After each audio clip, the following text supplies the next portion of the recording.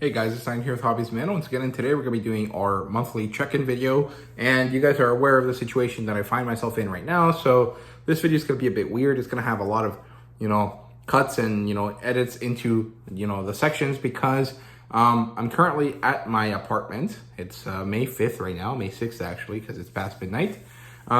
But tomorrow, or today, May 6th, I'm going to actually end up driving down to Houston to visit my family, right? And so I'm going to end up spending the rest of the month there. And that means that my check-in and then my final video for the year, or for the month, is going to either involve jumping between the two locations or me having to re-record it and do it all in one place without having all of the books available to show you, right? And so that's why I kind of wanted to avoid that, at least for the check-in video, and that's why I'm doing it the way I'm doing it. So be aware that there's going to be a bunch of cuts. I recommend you probably just watch this as a, or just listen to this instead of watching it, so it's less annoying. But you do you. Whatever you like is good. It's not really my decision, right? So yeah, in terms of the check-in, I've not really watched too much TV. I watched one episode of Shogun. I finished watching the series, and I really enjoyed the episode. I thought it was quite subversive and interesting how we don't actually see the battle, right? Even though it was built up the whole time, the whole series felt like there was going to be a big battle at the end of the series, and there wasn't. I don't feel dissatisfied. I think I actually feel more satisfied. I feel like that subversion worked really well, and it kind of highlighted the whole point of this show, which was, kind of this interesting kind of look at cultures and differences and how ideas and people can change outcomes and things, right? And technically, we did learn what the outcome of the battle would be. Toranaga was going to be Shogun. Lady Ochiba was not going to show support to Ishido, so Ishido was going to lose face and die. And Toranaga would usher in peace for a while, at least until the Meiji Restoration, as far as I understand it, which happened in the 1800s, about 200 years afterwards. And that's actually kind of where there's another James Clavell series set, right? So I hope we get another season of Shogun, which is just continuing on the other stories that are in the Asian Saga by James Clavell. I don't know if that's going to be the case. It really depends on how people felt about this. I would have really liked to see, an epic, non-fantastical, badass giant fight between samurai, but the fact that we didn't get it, and I still feel quite happy about this, is very compelling and interesting, right? And it shows that you don't necessarily have to have big action set pieces to do things. Sometimes a conversation is enough, and I thought that the conversations in this last episode were quite great. However, I do still feel like there was a lull in quality in some of the episodes, especially because it's not necessarily the quality of everything that went down. It was more of the plot lines that were highlighted and made quite important. Like, some of them just didn't matter to me. Like, I don't really care about Toranaga's, son. He was ridiculous and dumb and stupid and childish, and he ended up dying in the worst way possible in such a, like a really gruesome and kind of, shocking way. That's true, but that, in a way that was useless. Although Toranaga managed to make it important and valuable, it's just, I don't know, we could have just skipped that kid and done other things, right? Maybe worked more on seeing the relationship between Mariko and John and Fuji and all of these other characters a bit more, right? And maybe seeing Toranaga and John interact in a way that was more positive, that kind of felt like it was relevant and important, like it felt like at the end of episode 4 or 5, or whenever he taught Toranaga to swim, right? Or to dive. I feel like that is kind of a part that I didn't love, but I didn't really hate anything about the show. I think in general it was quite good, right? So those are my kind of general thoughts right now. I think I'm going to rewatch the second half of the season, and then I'll do my review for it. So I'll let you guys know what I think about it in a later video. And that's basically what I watched today. So, or all I've watched so far. So unless something changes when I'm at home, which I doubt. I will watch more stuff, but I don't think I'll end up doing the same thing I do usually, which is watch a bunch of TV with my parents. Because with my grandma visiting us, it's kind of odd to like I'll sit down to watch TV when it's something my grandma doesn't really like doing, right? So we'll probably end up just chatting with her over like at night instead of watching TV. But you know, I'll have time to watch TV on my own, so I'll probably end up, you know, watching Konosuba and Witch from Mercury, the second part of the season that I never watched. Maybe I'll rewatch some My Hero Academia. Maybe I'll finish Bastard. I don't know. I haven't really thought about what I want to watch, but I do want to watch some anime this month because I feel like I've been slacking a bit. Even though I just did finish watching Frieren, right? So maybe I'll watch Dungeon Meshi. I'm not really sure, but that's it for the watch list, right? So yeah, in terms of manga, well, I've only read one thing, so I'll just do that now. And that was Steel of Celestial Shadows #2. This does not fit in the theme of this month, but I just couldn't help myself. I saw this book there laying in my giant pile of TBR stuff, and well, you know, I thought, you know, I can only read one manga that is not part of my, you know, goals that I set out this month. Which one will it be? You know, was it going to be Steel of Celestial Shadows? Was it going to be Boys Abyss #4? Was it going to be a Bright Story volume? You know, was it going to be My Dress Up Darling #11? Comic 29? I don't know. I didn't really think about it too much. I just grabbed the one that was most calling to me at the time, and that happened to be Steel of Celestial Shadows. And so that was the one I read, and I love this. I really enjoyed this. I enjoyed it even more than Volume 1. I mean, I really like Volume 1, but I had this really big issue with the whole premise of the story, which is this guy cannot be touched by metal in a society where the most important weapon is made of this metal that can't touch him. This guy should be a god. This guy is essentially immortal to standard means of fighting at this point, right? And as you know, we kind of move away from the Edo period into, you know, guns and stuff, this would be even better, right? But of course, it gets exponentially worse every time as well, where he can't exist, right? But just because of the Japanese society, he ends up being like the lowest of the low, even though he's clearly someone that is insanely valuable as a samurai, because he can still hit you and he can still kill you, but you're going to have a way harder time of doing that back to him if you can't use your sword, if your sword bends out of the way of him, right? So I don't know. I feel like there was a lot of value there, and they were just wasted, right? However, we moved on from that point. We are existing in you know, the timeline that the author chose, and within that kind of story, I'm really enjoying what's happening here. We get to see that our main character, who I forget his name is, Ryoto Konosuke, we see that he is having amnesia of some sort. He can't remember anything, but he knows that something is wrong. He knows things are missing and people are missing. He just doesn't know who they are, right? And so he's freaking out. And as this is happening, we also get introduced to a new character. Her name is Aki, and she's a little tarot reader, or a medium, I guess is the right word. She is an Ichiko, and I love this character. Her design is so cute. Her personality is so affable and lovable and cute and enjoyable. And her powers are quite powerful and interesting, right? So her power is that if she touches you, she can open her, you know, unseeing eyes, because she's blind, and see into your future. So she experiences sight of a kind, but not exactly, right? And this is like a blessing and mostly a curse, the same way that Konosuke's is, right? In his perspective. But she uses her gift to bring comfort and solace to those that are dying, because that's mostly what she sees. She sees when people die, when people are going to end, right? And so when she reads this thing, she lies to the people because she actually can't talk to and tend to the dead, right? And she then later finds these people in order to bring them comfort in their last moments, right? And I think that that's immensely beautiful and meaningful. And she ends up connecting with Konosuke because her mother was saved by Konosuke's mother, right? So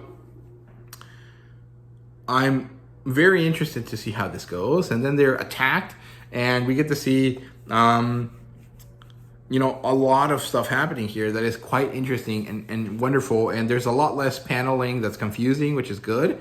And there's quite a bit of action, like scenes, mostly scenes that are tension filled, not necessarily full of like direct fighting, right? But they're quite cool, and I really, really love this art style. I think it's really interesting because it's so fluid but scratchy, but really, really able to bring out a lot of emotion out of its characters, right? So I love that. And I also really like this painted style that they have for the color pages. However, I'm quite, well, in this case for just the cover, because there are no color pages. But I am quite upset about this as well. Like, it looks beautiful and I really like the style, but at the same time, there's a whole stretch of a bunch of pages here in the middle of the book that are in black and white that just look so, unappealing, because they're supposed to be these really beautiful paintings and we just can't see them as such, which is really sad.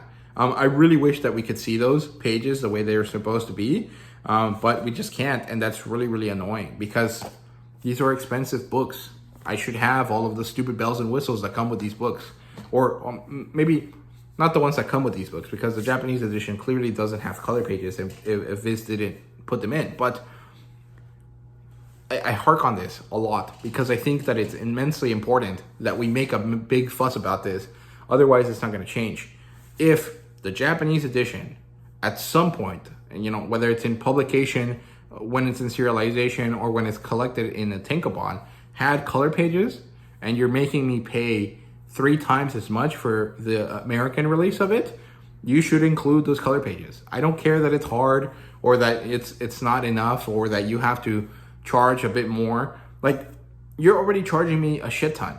Just put them in, dude. Like, I don't understand why these companies decide to follow Japan's example only when it refers to stuff like that. Because if they wanted to bring us the experience that the Japanese fans experience, they would not do it this way. They would do it in the same size as the Japanese editions. They would do the dust jackets. They would do the interior art inside the interior jackets. They would do all of these other things that we just don't get in the US. And we don't get that. We get the larger format, which is a bit better. But then we also don't get any of the cool stuff that's associated with the book, right? We don't get the color pages.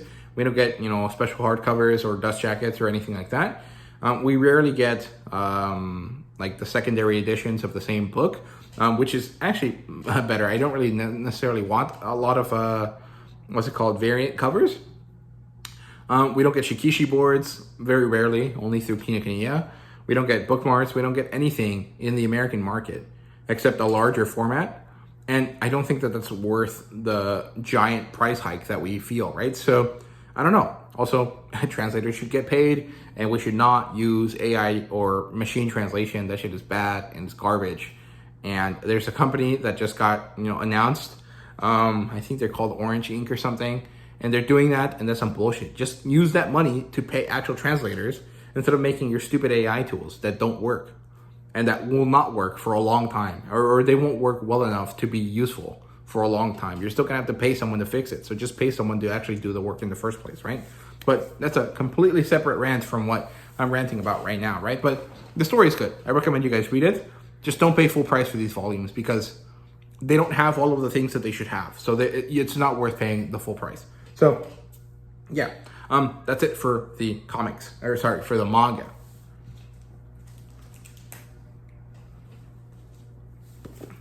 Okay, so that's it for the manga. In terms of novels, I've finally started reading Legends of Lattes properly. I got about 70 pages into the book, which is about a third of the way through the book.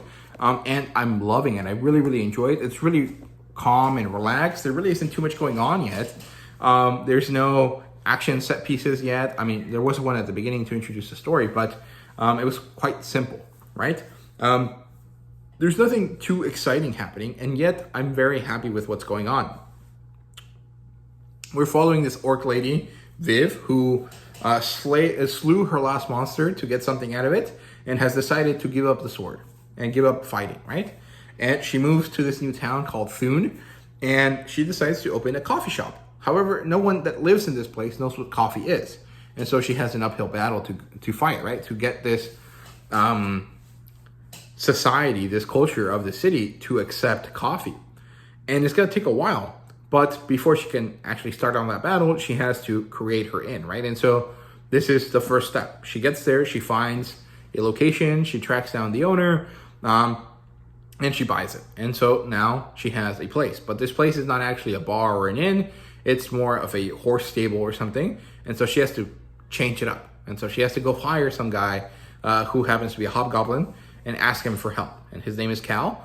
And so they do this. And then they fix the barn into a inn, which is great. I really enjoyed this part. It was very relaxing to just, you know, read about them hammering nails in and finding spots to put things. And, you know, it was really, you know, calming. It's the same as watching, you know, one of those furniture building videos. You know, all of those, you know, woodworker guys that just kind of like make tables and statues and stuff like that. Those are really relaxing to watch. And I felt very much the same reading this part of the book, right? And then Viv realizes she needs help. She's going to need a secondary waitress or waiter to help her. And so she puts out an ad. And a woman, her name is Tandri, who happens to be a succubus of some sort, answers the ad. And they kind of instantly become partners. And now they're preparing to start their war for coffee in the city of Thune, right? And so far, I'm really loving this. It's so relaxing and cozy, right? And as far as I understand it, it's kind of like the premier book in the cozy fantasy genre, which is a really stupid name for a genre that already exists, right?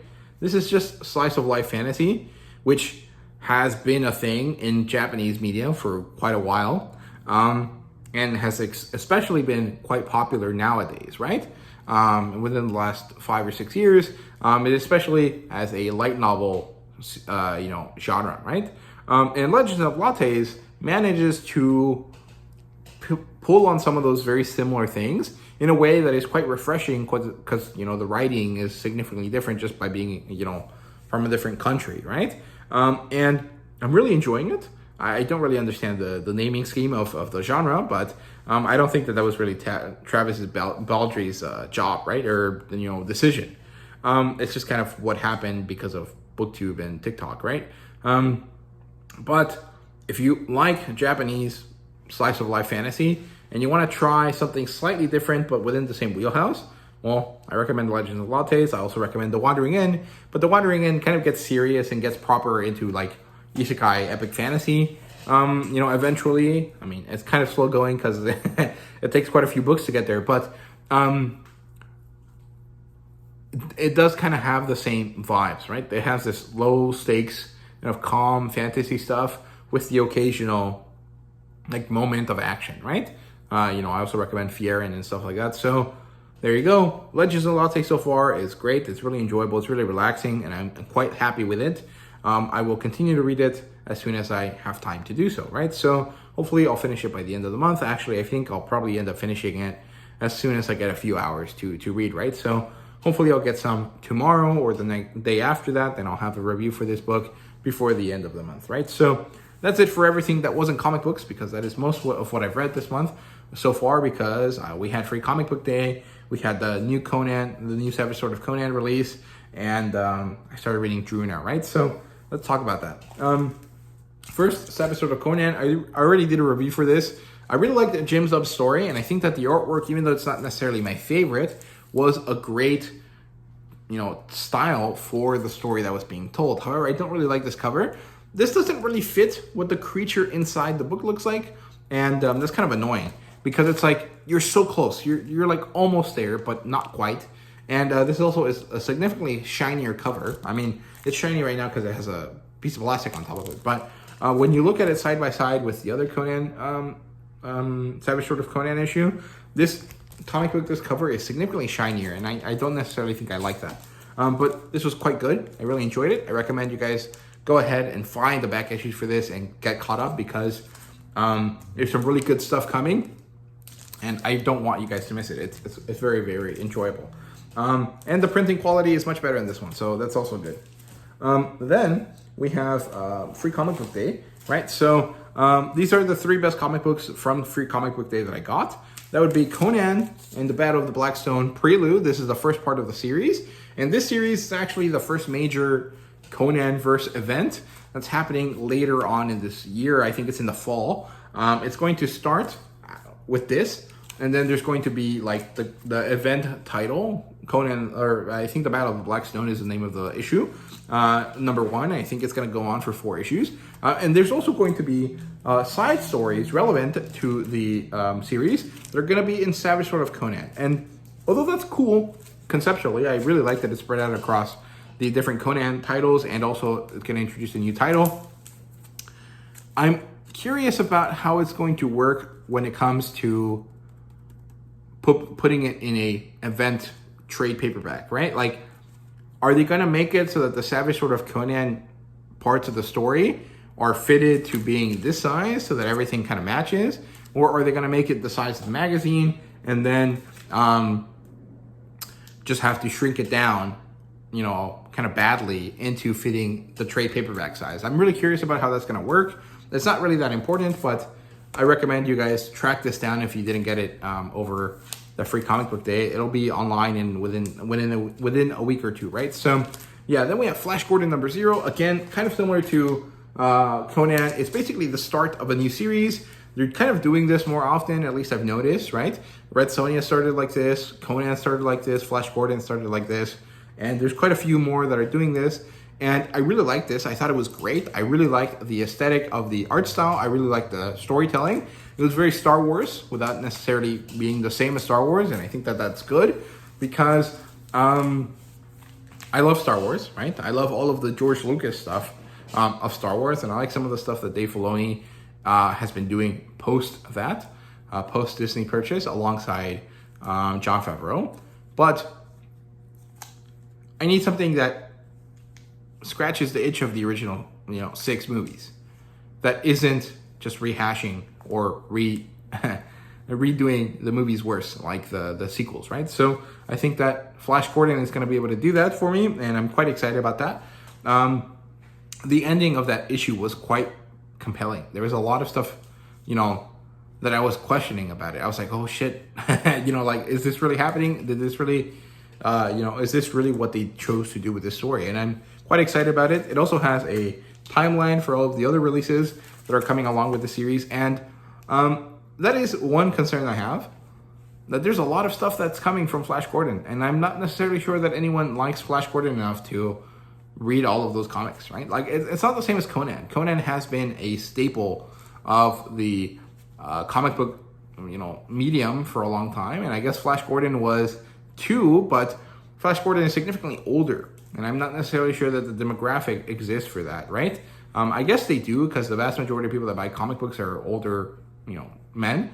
And so most of them would be familiar with Flash Gordon.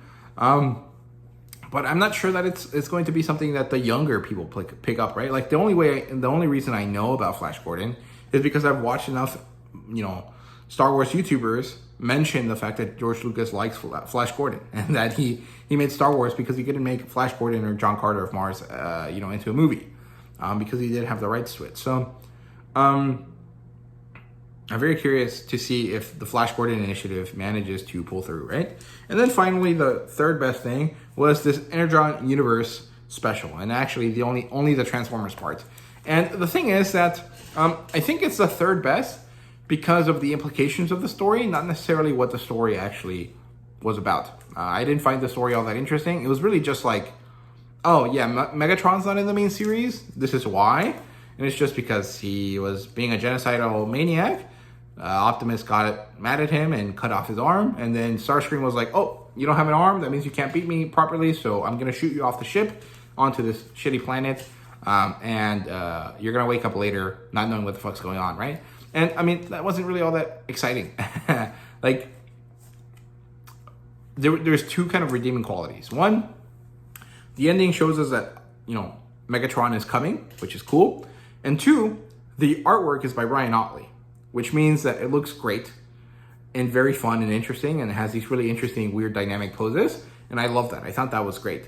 But the storytelling is really not that interesting. Like, I don't know if Daniel Warren Johnson was just not really feeling it, or if it was just like, okay, this is mandated by the people, the editors, so I just kind of have to do it. So I'm just not going to try that much because it's not that meaningful to me, right? I don't know if that's the case. I doubt it. He doesn't seem the type of guy to do stuff like that, but I'm sure that, writing something that's dictated to him compared to writing his own stuff is probably a lot less fun for him.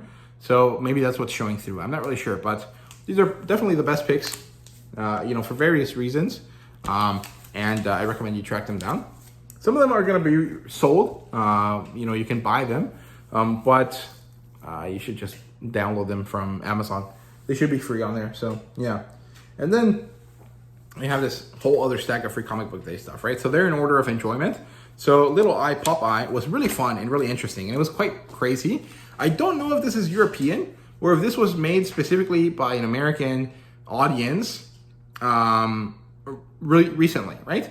I feel like it's European, but I didn't really double check that this creator was European or not. But this has a very anime aesthetic to it. There's a lot of anime references in terms of like poses and kind of character quirks and stuff like that. That was really fun and interesting. I think that if you like stuff like the Smurf or Asterix releases by Paper Cuts, or if you like things like stuff that is published by Ablaze, like Captain Harlock or the Conan the Cimmerian books or the Saint Seiya comic book, you'll probably end up liking this. And you'll probably actually enjoy it quite a lot because it's really ridiculous and really fun and exciting, and the action set pieces look phenomenal. They look really, really fun. And the artwork is actually quite great as well. It has a very nice cartoony vibe to it, but it's so modern looking that it's really, really exciting, right? So this was probably better than the Energon special, but because of the implications of the Energon special, I cared more about that, right? I'm also going to trade wait for the series. I think that I do want to read it. I just don't want to buy the issues individually, right? So, yeah. And then we have the Johnny Quest relaunch. This was good as well. I think I'm going to trade wait for it, again. I think that I don't really necessarily want to buy this as it's coming out because I'm not really that attached to the series. But I like the artwork. I think that the concept of the story is good. And I'm very curious to see what happens. But I just don't have enough of an attachment to this to really chase it down, right? So I'll probably end up trade waiting. I'll see if anyone else reviews it before I get it. And hopefully someone does so I can figure out if I like it or not. Then we have Gotcha Man Zero. And this was pretty fun. Or at least I enjoyed it for what it was, which is a different take on Power Rangers, right? At least from an American perspective, this is just another type of Power Rangers. Although from the Japanese perspective, historically, this is before Power Rangers, right? As far as I understand it. But I don't care about the characters. And there was this kind of like emphasis on them being important. And it's like, okay, this is clearly for an audience that already knows this stuff, knows the source material, and I just don't. So I couldn't get attached to the story that much because I didn't really understand what I was supposed to be attached to, right? However, the visuals and kind of the concept behind these characters was fun and interesting. So I might check out more of it, but I'm not necessarily sure that I want to at this moment. Also, this is another series that I really don't think is that popular, and they're launching like 4 different titles related to it at the same time as the main series is going. I'm not necessarily sure that that's a good idea. Unless they're also selling it into Europe at the same time as they're selling it here in the States, which might be possible because I think that's from Massive or Mad Cave or something.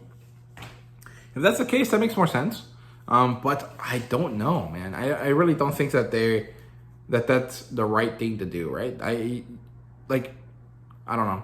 Even Conan waited a while before they introduced the Savage Sword, right? So, I don't know. Then we have Teenage Mutant Ninja Turtles. This is a cute one-off story about, what's his name? Splinter telling the kids to go off and to, leave him alone for a bit so he can play video games and do all the dumb stuff himself. And then they come back and, make fun of him, but it's quite cute. There's also kind of this, introduction to the Night Watcher character, but I'm not following the current continuity, so that wasn't really all that appealing to me. I liked the second part of the story much better. So, yeah, but it was still fun. I liked it. Also, I thought that Splinter looking like a llama instead of of a rat was pretty funny. Unintentional. I think they didn't think that he looked like Prince Cusco, but he kind of does, and I thought that was great. So, yeah, then we have Absolute Power. I don't really care. I'm not really following the main continuity of stuff. I think I might end up doing so by accident just because I'm reading Green Arrow. but I'm not really interested in a you know, superhero event right now. The Blue Beetle series is ending, which is disappointing. And besides Wonder Woman, the Blue Beetle series was the best one, right? I mean, well, I really like Green Arrow too, but I don't necessarily like Green Arrow because I think that the story is good. I think that the way that the story feels and the kind of concept behind the story is great. And the fact that this series somehow feels nostalgic and rewarding to someone that basically was only a fan of the show is good for me. And I'm just having fun watching, you know, a weird archer think that he's, you know, on the same level as superheroes, as other superheroes, right? But I think I'm going to end up getting the continuity for Absolute Power out of that series. And I think that I'll probably end up stopping, you know, not really get into that because the main series I followed was Blue Beetle, and they're canceling that. At least it seems like it based on the weird numbering that it ended on. And so it's probably time for me to start leaving the ship, right? And only stay on the Elseworld stuff. But I don't know, we'll see. I have One Piece. It's a story. I have a actual copy of this. I just grabbed this out of habit, basically. Maybe I can give this to someone at some point, right? It might be a cool, interesting kind of thing to add to a giveaway. I don't know, but I thought that they picked a nice set of pages for this free comic book day issue. If you're vaguely aware of One Piece, you'll probably enjoy that. So yeah, now we have Spider-Man and the Ultimate Universe. The ending here where they talk about Venom was pretty cool, but I'd have to get caught up to the continuity, and I don't think I want to do that. And the Spider-Man stuff was good. I really enjoyed the Ryan Stegman artwork. I really like his art style. However, I think that longtime fans of Spider-Man will maybe not like how the story went, but it was funny that they were fighting Chuck E. Cheese, so that was cool. Then we have Cannibal, and this is a weird story, so I'm not really going to focus on it, but if you like weird, bizarre Japanese zombie stuff, you'll probably enjoy this. So I recommend you guys find a copy of the actual volume when it comes out. We have Blood Hunt, number 1. The good thing about this is the cover. Everything else is bad. I was not interested. You have Asterix, and this one was weird because it wasn't really like, here's a part of the chapter. It was more like, we're going to do this theme of sports, and then we're going to show you a bunch of different panels about sports and going to make you kind of read about why you, as a child, should exercise. And I don't think that was good. I picked this up because I thought this was in advance for the new album. It's not, as far as I understand it. I kind of had to browse through it because I started getting bored of it. I don't necessarily think that you should get that. You should not take your time to chase that down. I don't think it's worth it. But there were some interesting bits. Mostly, it was just fun to see the artwork, even out of context. But you know, it wasn't my favorite issue. Then we have Star Wars. This one was okay. I liked the story at the end. I didn't really care about the Return to Echo Base one. It's whatever. I'm not interested in these characters that don't matter, which are the ones that they save at the Echo Base, right? So, yeah. And then we have the Cursed Library Prelude. This is kind of steeped in continuity, and I didn't understand it, so that's kind of sad. Some of the artwork was interesting in that, though. Here's the stories from Atlas Comics Library, and they picked pretty boring stories. So I'm kind of upset about that because I thought this was going to be really interesting and cool. But then I remember that this is like from the 50s, so even their most exciting, grotesque story back then is probably pretty tame for today's standards, right? So, yeah, then we have Battle Quest Comics, a story from Steel Siege, and some of the artwork was good. I didn't really care about the story, though, which is kind of disappointing, but it was kind of cool. So, yeah, then we have Arkham Asylum. Some elements of this were nice. I really like the dynamic between these two characters, but I thought it was gonna be cute and fun, and it was cute, but it wasn't very fun to me. So yeah, I think that's just an age thing, right? And then we have Pokemon Adventures, Ruby and Sapphire, and this was cool. The artwork's pretty childish, but the story's kind of fun, so I like that. And this is my favorite panel right there. So yeah, not much to say there. That's basically it. The final thing I have here is Druuna. So I'm about, almost done with the first portion of the story. So this is a omnibus, or a collecting edition. It has 2 different stories in it. The first one is Morbus Gravis, which is the introduction story to the Druuna kind of character and story and style, right? And it basically follows this character Druuna as she deals with the fact that her boyfriend has turned into a monster because of this plague, and she needs to get medicine for him, and she has to do really fucked up stuff to get it. At the same time, she's also contacted by this character called the Mutant, who tells her, you need to save your boyfriend because he has important information. And that's basically as far as I got. Like, in terms of plotline, that's as far as I got. I'm 50 pages into a 62-page story, and a lot of stuff has happened, and I've been interested in stuff. I quite like the writing, but a lot of it always feels like, okay, I want to draw this hot character in hot positions. How do I make the story happen so that happens? And sometimes that means that he has to make the characters do really fucked up shit, which is fine because in this universe it makes sense that they would be like this. But it is kind of annoying that it's like, instead of having fun at the pool, which would make it easy to show off this character's body, you're having her have to like deal with this post-apocalyptic wasteland. Why? Like,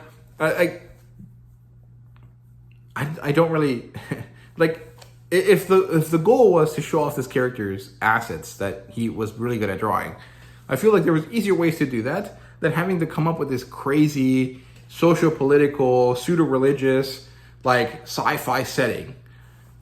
And I just don't get why he chose to do it that way. But I'm curious to see how this goes forward. Some of the scenes are really beautiful, and some of them are pretty grotesque in like what they depict. But in general, I think that the style is quite, good. I really like the artwork here. I think it's very, very well done. And even times when the character isn't really showing off her goods, let's call it, she looks really beautiful, and all of the characters look enticing or powerful or, interesting in some way. Even the ugly ones, or even the ones that are, supposed to be, unattractive or uninteresting, look cool because of just the way that this guy draws, right? So, yeah. There's also this kind of other concept that I kind of wanted to mention, which is like, this is like if Tsutomu Nihei was actually good at drawing, which, if you're a Tsutomu Nihei fan, you might find offensive. But Tsutomu Nihei has boring, weird-ass stories, and he has horrible, people characters. Like, he can't draw humans to save his life. The only redeeming quality of his works is that they're really interesting in terms of like the mood they create by having these cavernous, like, crazy industrial settings, and that the industrial settings that he draws are quite good. I mean, he used to be an architect or went to a drafting school or something, so that makes sense that they would be like that. But I'm getting kind of very similar vibes from Serpieri here, where the only major difference is that Serpieri is actually good at drawing the human form, specifically the female form, and so you kind of get a lot more enjoyment out of the reading experience because, like, at least you're looking at something pretty, right? Which is quite different from how I feel when I read Tsutomu Nihei, which is like, fuck, I'm so bored. Fuck, this character doesn't make sense. Fuck, the story doesn't make sense. Why does everything look so bad? Except for the backgrounds, right? So it's kind of odd. That sounds really negative. And I don't really necessarily mean it that way because I think that Serpieri's work is quite cool. And I don't like Tsutomu Nihei's. I can't say anything nice about that. But it's kind of interesting that is happening, that I'm seeing this parallelism between this Italian guy and this Japanese artist that I doubt have had any correlation at all, right? Like, there's no unifying ideology or lineage of artists that would make me think that Tsutomu Nihei and Serpieri are in the same vein, right? Like, you can kind of argue that, certain like creators, like the guy that did